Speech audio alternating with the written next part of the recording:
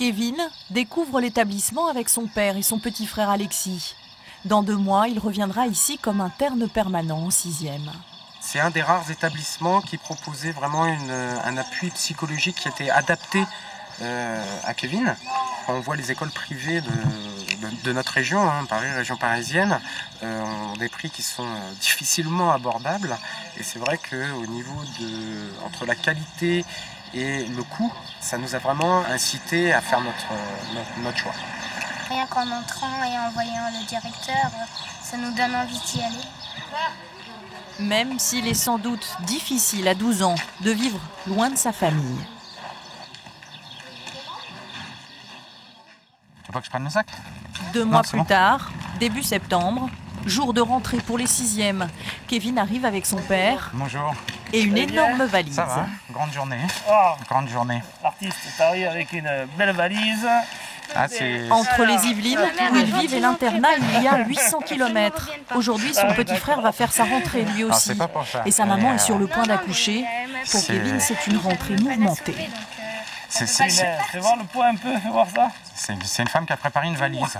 Elle n'a rien oublié. Donc non, c'est plus que complet là. Bon. Voilà, on y va. On y va, allez. Je vous suis. Allez. Ah bah oui, ça te concerne quand même. C'est moi qui ai fait une photocopie, donc elle a dû l'envoyer.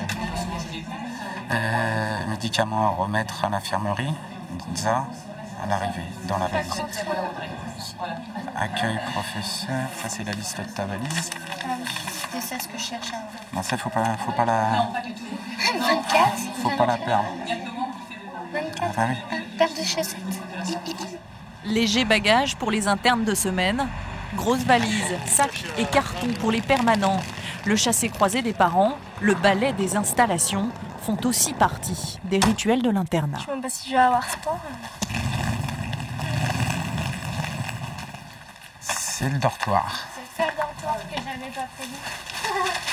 Interne permanent, Kevin a même droit à une chambre. On a visité la dernière fois le dortoir. Donc Kevin, Lyon. Donc là, tu as la chambre 12. Tu vas être avec un autre garçon qui est en 6e aussi. Bon, alors voilà. Voilà, tu vois, c'est ta chambre. Donc il y a déjà quelqu'un qui est en haut. Tu vas pouvoir t'installer en bas et tu as ton armoire. Alors tu rentres avec la valise. Voilà, comme ça, je vous laisse vous installer tranquillement. Puis je reste par là si vous avez besoin de quelque chose. D'accord. C'est cette rentrée-là qui est la plus importante, la plus difficile à gérer, surtout. Surtout psychologiquement.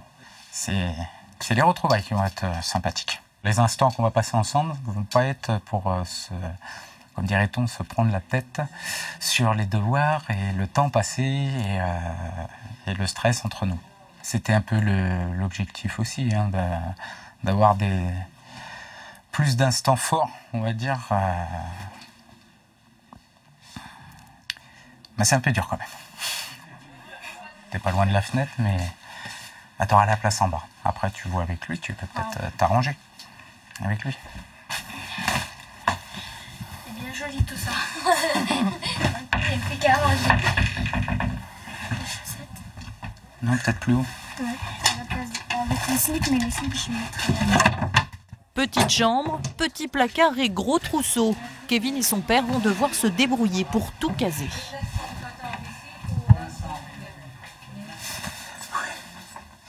C'est du sport.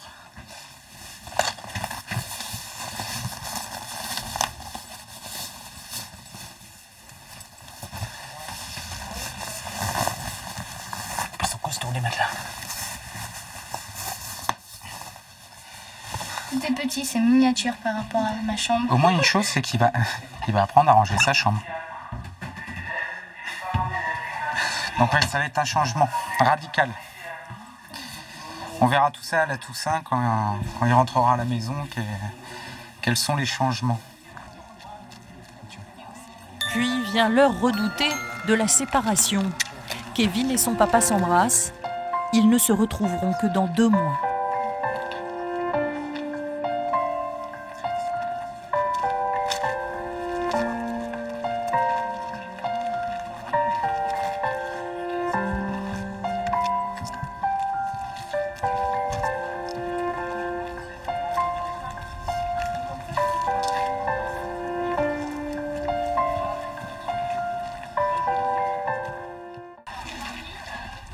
Le lendemain, après une première matinée de cours, Kevin semble avoir déjà pris ses repères. Il a même fait quelques rencontres. C'est bien parce qu'il y a beaucoup de place, beaucoup de personnes. On peut se faire beaucoup plus d'amis.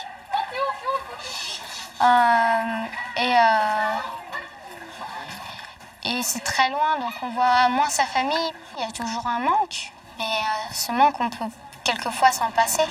Et tu vois pas tes parents, mais tu peux toujours leur parler.